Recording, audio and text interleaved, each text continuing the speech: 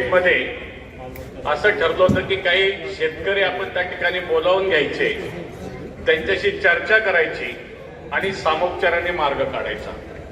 परंतु अद्याप तशी काही कारवाई झालेली दिसत नाही.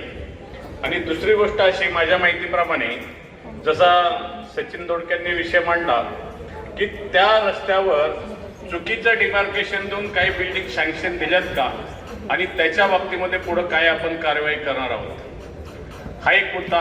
दुसरा मुद्दा असा की जे आता गावं आपली महानगरपालिकेकडे हस्तांतरित झाली PMRD कडनं, विशेषतः नरे दायरीचा काही भाग नरे, जे रिसर्च प्लॅन मधला नऱ्यातला रस्ता होता तिथं आपण तरतूद केलेली आहे.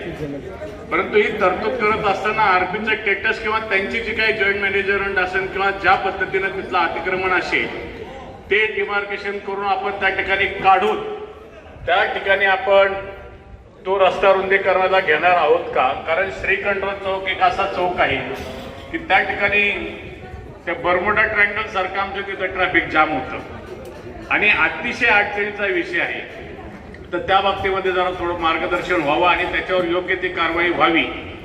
मग असे इरिगेशनच्या बाबतीतही सांगितले, जे काही करवट करतात तरतूद आपण केली तर त्याच्याशी आपल्याला संपर्क